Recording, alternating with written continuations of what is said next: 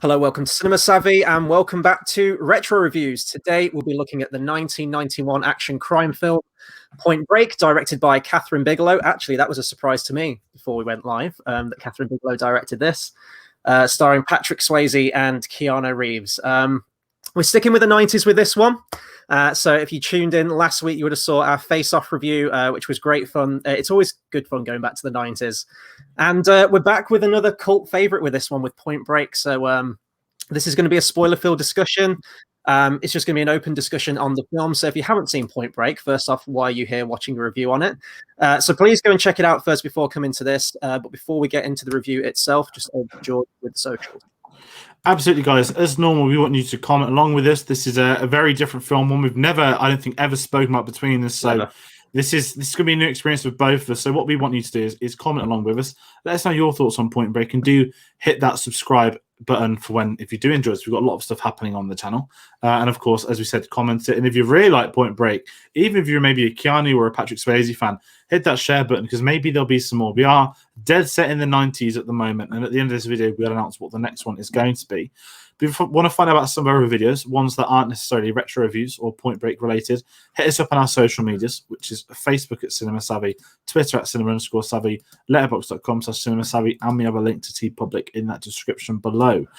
Now, Point Break's a really fun one, because this is, I believe, the first retro review. No, Rocky films will count, but this is the first retro review we've both outright seen probably since the Rocky films. Mm-hmm. It's always been one of us has seen it and maybe not the other.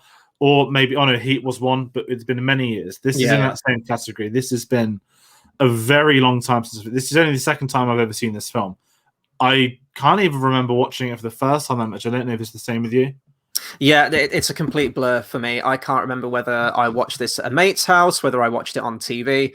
I know that I watched it once, but there's only certain key scenes that I could remember. I didn't even remember inherently the plot.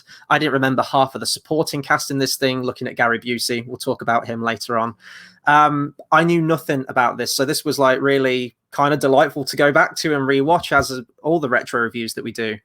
But I knew of its cult, status, and obviously there were films like Hot Fuzz, which really sort of helped propel that as well. The scene where Keanu fires the gun into the air.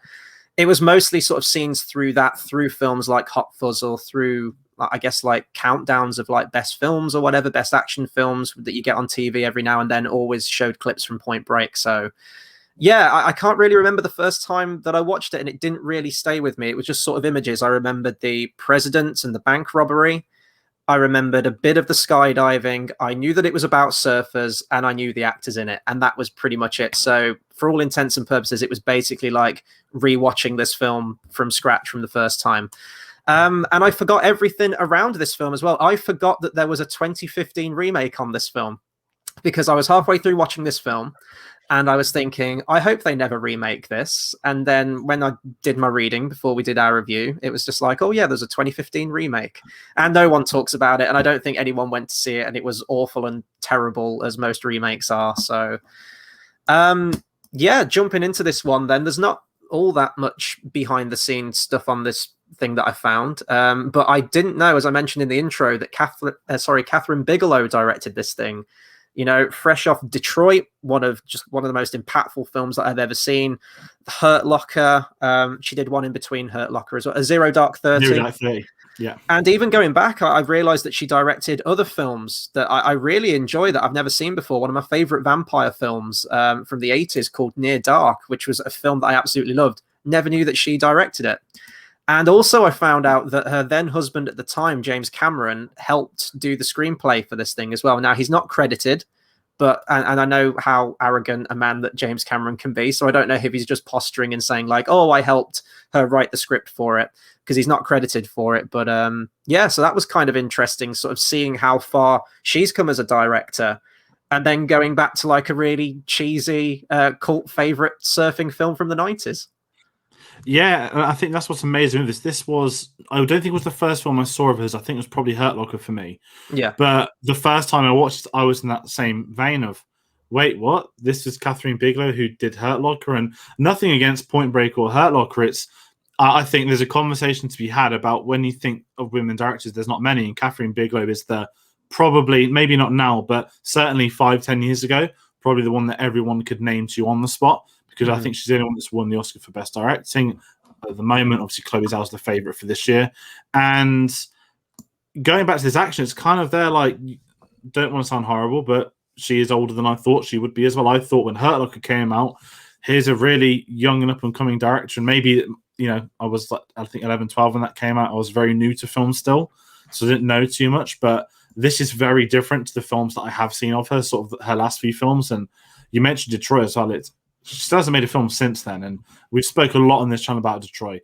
That's a film that was one of the most underappreciated films in many years that is unbelievably excellent and terrifying at the same time. So do check out Detroit if you've not seen it, but it is another world to Point Break. I adore this film. The first time I watched it, you know, I'm the same as you. I always speak about the Thursday nights I'll be at my friends' houses.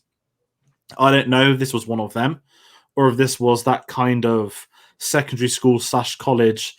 I'm starting to watch kind of everything now and catch up to like 30, 40 years of cinema. I think you'd have probably gone through something similar where you're just watching everything people are telling you to watch. And I remember seeing this, I was like, oh, I really enjoyed this, but I was the same as you. I was like, I remember the President's Men, I remember the bank robbery, and I think everyone remembers the serving stuff as well. So, and I also believe, this is going to be a big shock, I think this is the only Patrick Swayze film I've seen as well.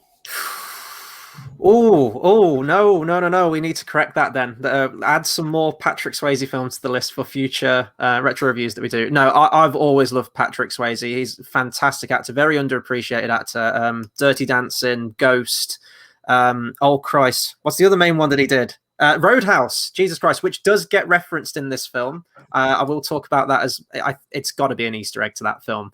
There's a line in there where it says, "Oh, let's get lunch at Patrick's Roadhouse," and it's like that's got to be a reference to that film, right?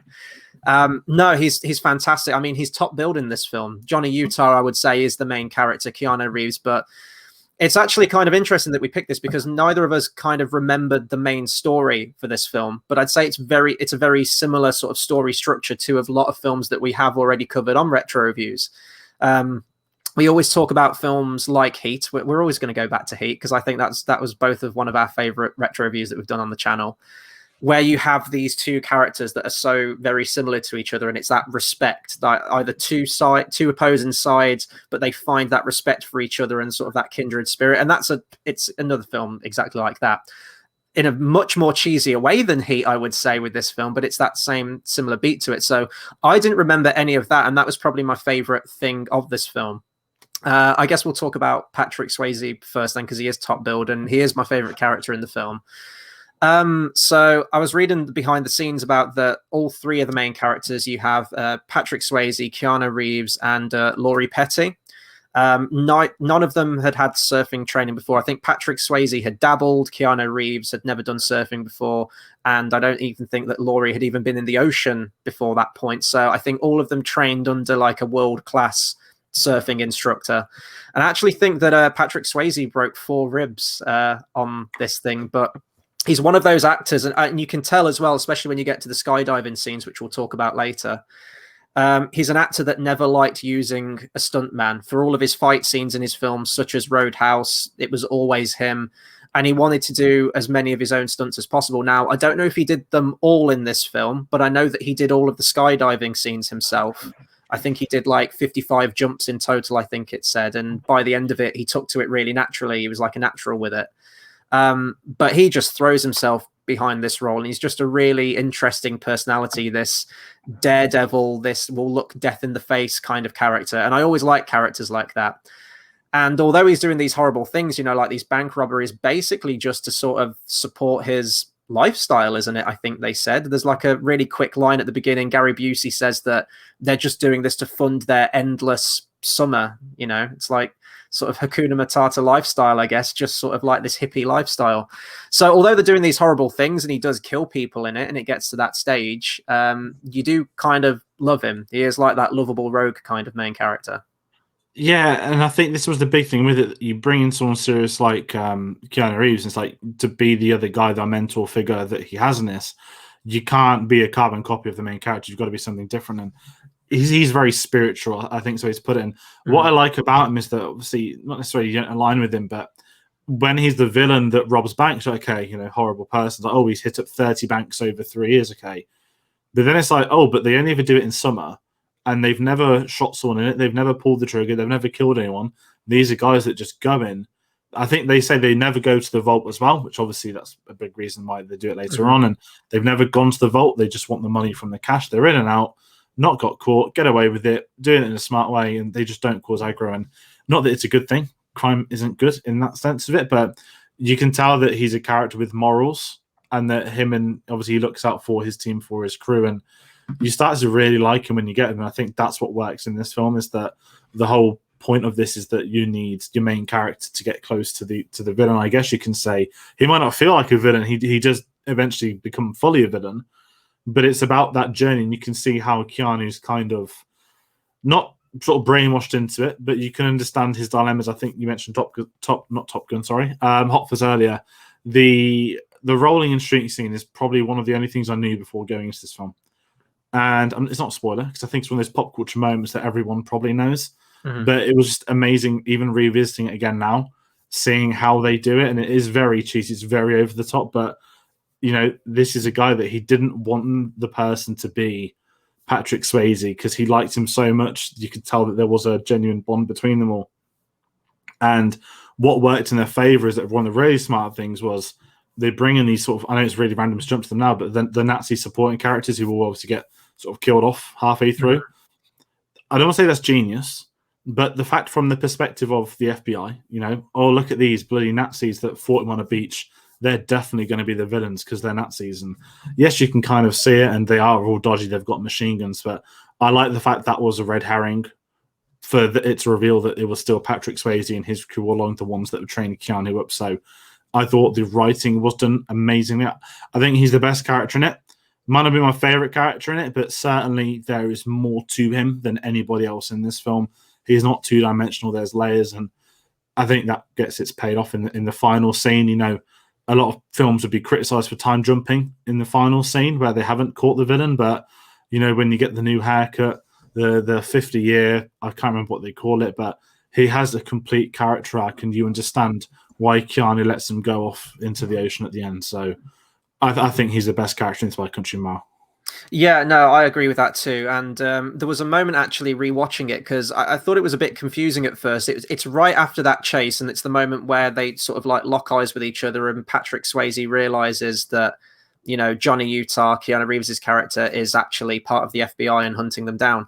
But nothing seemed to come from that. Right afterwards, Keanu Reeves' character is right back there with them at the beach huts, surfing with them, planning this skydiving thing. And I'm like, why would Patrick Swayze's character keep him around after he's just discovered that he's an undercover agent trying to bust them, essentially? So I was a bit confused about that. I guess you could say it's the bond that they created with each other. But going into that main sort of like initial skydiving sequence, I thought that Patrick Swayze's character was going to tamper with the parachute or something with Keanu Reeves and try and bump him off, because he realizes that he's an undercover agent. And it never gets brought up as well. Like, Keanu Reeves never sort of acts cagey when he goes back there the day after, going like, oh, they know who I am because one of them saw me and one of them chased me down. And it's not like Keanu Reeves was in disguise or anything. He was right out there in the open. So that was a bit strange, I thought. They never really sort of followed that up in an effective way. I don't know if you had the same thing with it. The parachute scene is one of the most intense scenes in this, because I'd completely forgotten about the skydiving and all of it. And when they catch him and they come to his house, and it's that weird raid, oh no, we're doing something amazing. And the moment he hands in the parachute, they're like, oh, is he tampered with it? And then Keanu's like, no, let's swap. And then it's like, Christ almighty, it's like deal or no deal or something. And I love that scene because it's intentionally meant to be as intense as it can get. And obviously Swayze knows it's him. They all know it's him. They've obviously already kidnapped his girlfriend and stuff, but they're just playing with him because all the parachutes are fine. But then the other guys start swapping with him too. And to the moment when they eventually drop and says, I'm not pulling it until you pull. And they both have to do it together. That was really intense. And that's not something I expected. And you can kind of see that, okay, this guy is a bit unhinged and something big's clearly going to happen because he's actually just playing games with Keanu Reeves now. But you can still tell they like each other when they're flying. They love it. They think it's amazing. But it's almost they're forgetting that they are, in 5 minutes time, they're going to have to start going for each other once more. But the fact, obviously, that he's laid up that ground plan where he's going to kidnap Keanu, take him with him, make him rob the bank, make him not wear the mask. All of that stuff was genius narrative, because as thieves go in the films, I think obviously for bank heists, you're not going to look any further than Heat. A lot of people are going to talk Dark Knight, but there's something about seeing a successful bank heist on film, even in games and stuff like GTA, that seeing the President's Men the ex-presidents is amazing, because I don't know if you ever saw Fun with Dick and Jane, which was a Jim Carrey film. Because obviously I saw it many years ago, I always thought of that. I think they wear the masks as well, and it's like scuba diving gear, isn't it? In that is that something? Is that another part in it? I think they just do loads of different ones, but I swear the Nixon one's been in a lot of films. No, you're right. I remember. Jim Carrey does the Nixon impression, doesn't he? Yeah, I remember. And it's like, did Point Break start all of this with that whole not president mask trope? But I always wondered it. I'm sure loads of the films have done it previously, but I like that concept of them being the ex-presidents, especially as we're a bit older. Maybe that when I was younger, you'd have known who Nixon was, but you didn't realize that the whole thing is them taking the mick. And it's even there's lines like, we've already been robbing you your entire lives, let's just carry on and stuff like that. So I love their dynamic with it, and I love just the concept of it being the president. I mean, if you're watching the streams, look below us at the masks. It's them over the top comedy, sounds like South Park when they're talking, looks like Team America. I love the stuff like that. And it just made it, because I think when this film, yes, it's very server bro and all that stuff, like Ride the Powder Man, all that kind of thing. It's one of them where when it finishes, when there has been action moments, you still get emotional impact with it. When they're killing that guy and they've sort of realized this isn't a joke, this is like real, like there are consequences to the actions. It's built up to that so well. Yeah, no, absolutely. I like how they stay in character as well as the presidents. Obviously they wouldn't refer to each other by their real names, but even down to the voices as well, like they stay in character of whichever president they're playing at that point, which I really liked. And yeah, I like the real life repercussions as well of that bank scene where you have civilians getting killed, and it you get the classic 80s into 90s blood bags as well, and it all looks really good. All the action scenes, there's a certain defining look from like 80s and 90s action films, which I don't think you get today. And yeah, it definitely dabs into sort of like that real life stuff and like real life consequences, which I really appreciate with the film. We've kind of talked about the skydiving thing already, but I do want to talk about just how it's filmed, and like you can tell it's in camera. A lot of people with this film just go, oh, well, it's a surfing film. And surfing does definitely play a big part in the film. But no one talks about the skydiving stuff. And I would say that the skydiving sequences in this film are much more memorable and repeated more, I would say, than the surfing stuff. The surfing stuff is just sort of like the environment, like the place where they go to, and this sort of like spiritual connection they have to that, and a bit of like a Daredevil thing. But to me, it's like the skydiving stuff's where it's at. Both of them, both times. The fact that you can clearly tell that, they had cameras in the air, you had all these trained professionals, you had actors actually doing it as well. As I mentioned, like Patrick Swayze doing 55 jumps.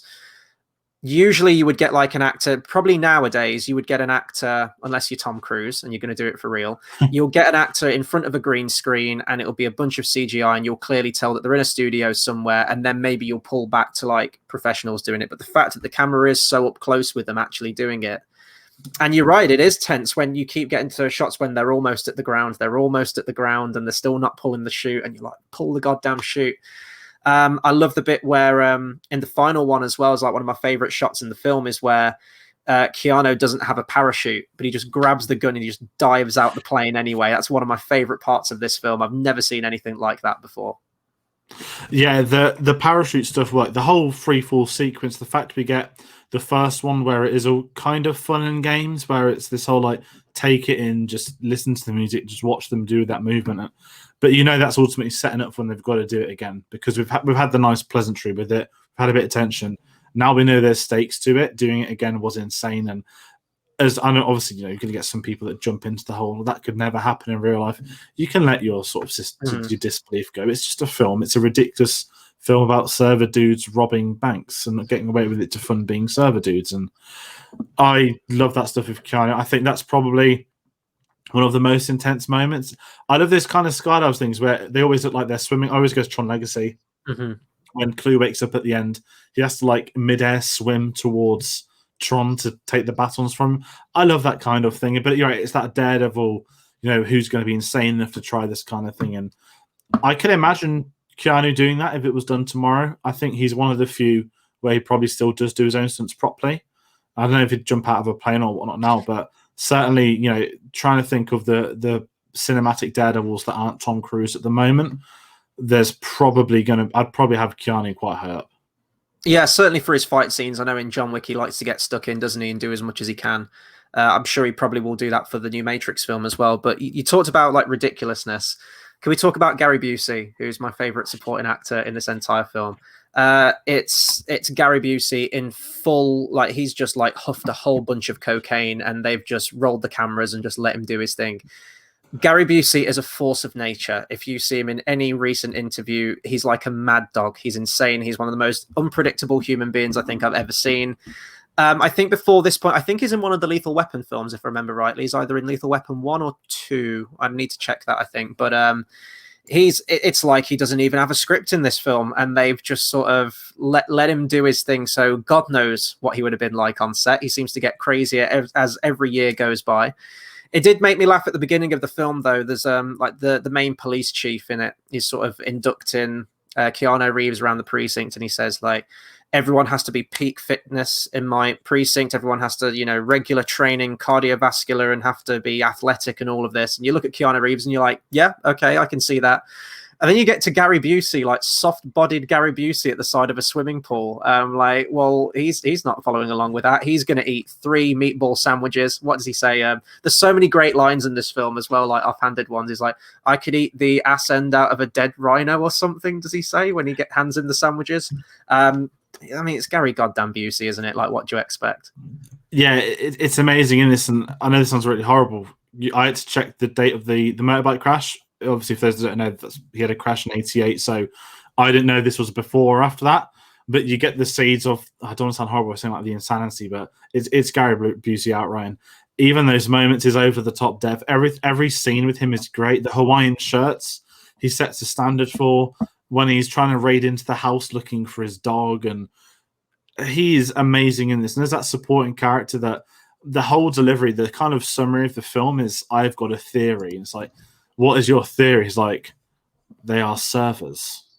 And you're kind of there like, well, an absolute idiot. But what I love in these kind of, certainly in these like mentor sort of junior policeman type, I wouldn't say it's buddy cop, but it's that very much when the mentor figure is always proven right at the end of the day. We always know they're probably not going to make it out of the film alive, but it's the fact that it was true all along. And I love that kind of thing that comes with it. So I think Gary Busey is amazing. And even to the point where Kai's getting arrested at the end and he makes the cuff off him, he's just so likable that he's not really got bad intentions. And he is this old man when he punches that other cop guy and he's like, respect your elders. And he's not even that old as well when he made this. I think he's only in his like 40s. So he's just an absolute legend in this. And I think he compensates Keanu as well. Because again, we've got Patrick Swayze as the sort of the soul searcher, we'll say.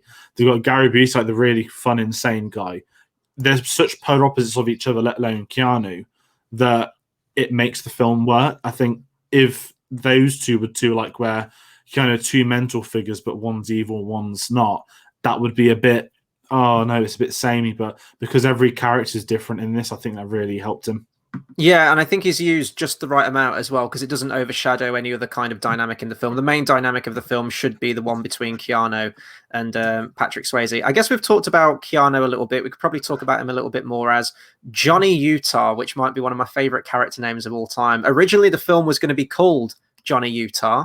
And then I think it was going to be called Riders of the Storm, which is named after a Doors song, I think. But then they realized that the lyrics of that song don't really have any relevance to the actual things of the film. They eventually called it Point Break, which obviously has ties to surfing. I mean, this was 90s Keanu. I mean, this was pre-Matrix Keanu. And even you could probably say then it's still the Keanu then now. It's you have to look at Keanu in two sort of sides. You've got his 90s stuff, and then you've got everything that he's done since he's been John Wick, where he's had that kind of revitalization and that transformation. He's serviceable. He's Keanu Reeves. He's one of the most likable guys in Hollywood, so I'll give him a free pass for that. As an actor, around this time, he wasn't that great. He was very much that, well, coming off the heels of like Bill and Ted, he was inherently kind of that surfer bro. Like when he talks, he's like that. Whoa, that he always was that kind of character. So for me, it was perfect casting because he was right at home in this film amongst all people that talk like that. There's so much testosterone in this film with like these surfer bros. It gets outright ridiculous. I think even Laurie Petty's character at one point says like, "There's too much testosterone going on here," and she just gets up and walks out. And I kind of felt like that the film a little bit as well. But it's Keanu. It's a cult following film as well. It's tongue in cheek and it's not to be taken too seriously. It's entertaining, and he fits that bill. But this was like right around the time of Bram Stoker's Dracula Keanu, which is one of the worst acting performances I think I've probably seen. It's enjoyably bad, but do you know what I mean with Keanu? I wouldn't say he's on the same caliber, anywhere near the same caliber as Patrick Swayze in this film. Nowhere near. But he's perfectly serviceable for the film itself, and he's Keanu. You enjoy him. Yeah, I think when you mentioned that it's pre-Matrix but post first Bill and Ted, it's the whole server bro thing, and I really like him in it. That when it wants to be really ridiculously cheesy, it can be, but you know that he can also kind of. I wouldn't say he's got that sort of seriousness he has, maybe more so now because of John Wick, but for what they want from this, where it's the whole bro dynamic that he's gonna, he's literally an FBI agent that's going to become a server to find bank robbers. You can't chuck a Joaquin Phoenix in there. Like you can't have this guy that's gonna Christian Bale type that he's gonna go in at 300% intensity. You need someone that can have that chill down that you can imagine sort of paddling or serving or whatever they want to do. Then at the same time, he's got to go and hunt them down. And I think he was perfectly cast in this, but I think with Keanu, he's kind of this actor in three eras, and it's not sort of horrid, but you have like Bill and Ted to the Matrix, then you have post the Matrix, and then you have post John Wick. There's been like 3 eras of him now, and it's still the very early days of seeing Keanu. I know that he's done a lot more than those three. I think a lot of people sort of tie him up into those sort of, I guess it's almost like a sort of like 10, 15 year spell each, isn't it? But I thought it was great seeing him in this, and I'm, not to add any fire to any flames, but I'm very glad that this is a film. Let's not to get into a remake, but they didn't try and do a sequel. This is Keanu come back, because you could probably have another server dude thing, but the whole film works because of Patrick Swayze more than Keanu. Keanu is a protagonist, and ultimately it could be played by anyone, I would say. Whereas I think Patrick Swayze, to replace him, that would be pretty much impossible for how they've written him and what they were doing. So it's one of them. I think Keanu is great with what he has, and I think he's the right actor for it, but I don't think he's as integral to it. But that's not to take it away from him, because he is great at what he does in it. Yeah, I agree, and it all comes to a head at the end. I know that we've got to sign off really, really quickly, but the last thing I'll say about the ending, I was surprised how I thought the film was about to end, and it would have been a good ending. I think if you'd have ended the film after that final skydive at the end, and it's like, I'll catch you next time. I feel like you and I are destined to do this forever kind of thing, and Patrick Swayze drives off in like the Jeep across the desert, and that was it, and you cut to credits, I would have still been happy with that as an ending. I was surprised that then you kind of get a 9-month later epilogue where his character does die, so I'm kind of torn. I think it would have been a nice sort of open-ended ending if they'd have ended it in the desert after the skydive jump, and it's just like, oh, we'll get him next time, but maybe that would have felt too much like teeing up for a sequel. So I guess with that 9-month later sequence, which is a scene that I really enjoy, it just kind of caught me off guard that, oh, we're continuing and we're kind of repeating the same beat that we did before, but I think it's a really awesome character farewell for Patrick Swayze's character in the film, where he lives by his code, and he takes to the waves one last time and is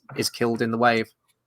Yeah, and I think because they mention it early on in the film that they believe that there's this big thing that's going to happen next year. I like it when films do it. I know it's quite obvious that you want to set it up and tee it up, but it felt fitting to his character for Keanu to let him go, knowing that he's not going to survive that. But I think Patrick Swayze knows it too, where he'd rather be free in the waves than out there in the cell. So I did like that ending, and I think that was the perfect for both characters to end their journey. So obviously Keanu throws his FBI badge to the side, so obviously he's quitting them and finding something new. So I think it was a perfect ending for what the film was doing, and ultimately what was at the core of it was these two individuals with the immediate respect for one another. But unfortunately, their sort of professions meant that they had to be sort of obviously rivals. Yeah, absolutely. And I guess I'll go into my overall opinions now. I had great fun revisiting this. There were so many things that I didn't remember. I loved seeing that dynamic between the two characters.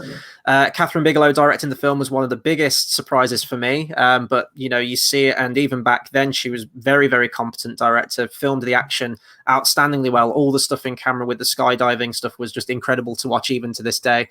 And even the soundtrack, very, very briefly, caught me off guard too. It was 1991, so a lot of my favorite 80s hair metal bands, you know, was sort of, it's when the 90s was coming in and they were slowly starting to sort of drift into obscurity a little bit, and then grunge came along. So there's still like the last death throes of some of my favorite bands in there. There's Rat, Nobody Rides for Free in the end credits. You've got LA Guns in there, Shark Island, all of which are some of my favorite bands ever. So that caught me off guard as well, that was the soundtrack. But it's just a really good time. I can see why it's got its cult following. It's a great sort of action film. It's just like an entertaining escapism, really, isn't it? For just shy of 2 hours.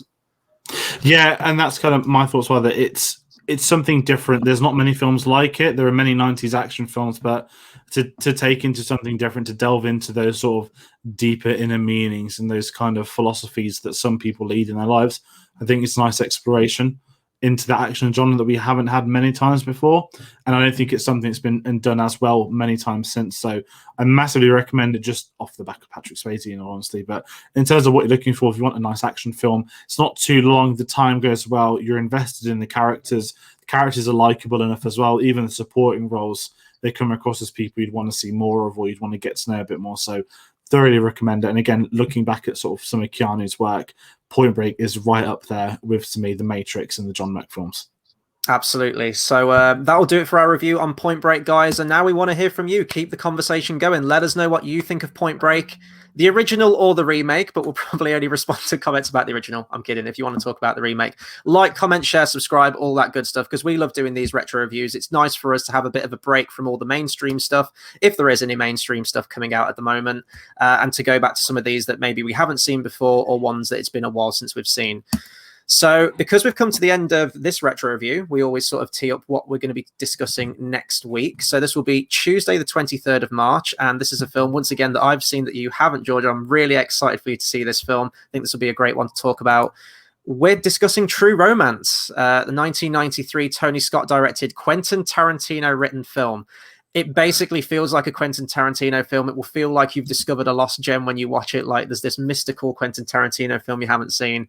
I can't wait to discuss that. So that's what we'll be talking about next week, Tuesday, 8 p.m., 23rd of March. Be sure to check that out. We do talk about other films and we do other things on the channel too. So this Thursday, 2 days time, we'll be back once again with the Cinema Savvy Awards, 8 p.m. on Thursday. We'll be discussing our picks, nominees and winners for Best Animated Feature. And this Friday, once again, 8 p.m., we will have our spoiler weekly discussion on The Falcon and the Winter Soldier, the second Disney Plus Marvel TV show. We had great fun with WandaVision, and we're really looking forward to diving into another one because Marvel isn't going anywhere, Disney Plus isn't going anywhere. So expect those every single Friday at 8 p.m. And George, which one are we up to? Let's pass over to your Infinity War retrospective at the moment. Yeah, so if you guys already have had enough of Marvel, then be sure to join us tomorrow evening for everyone's beloved Thor: The Dark World retrospective. We're on phase 2 now. We've just done the Iron Man 3 video, which is one of the favourites I'm willing to say that we've recorded so far. I'm not going to know what number I'm up to of recording them, but we're quite far ahead. We're keeping things on track. So every Monday, Wednesday, Saturday, join us for another one.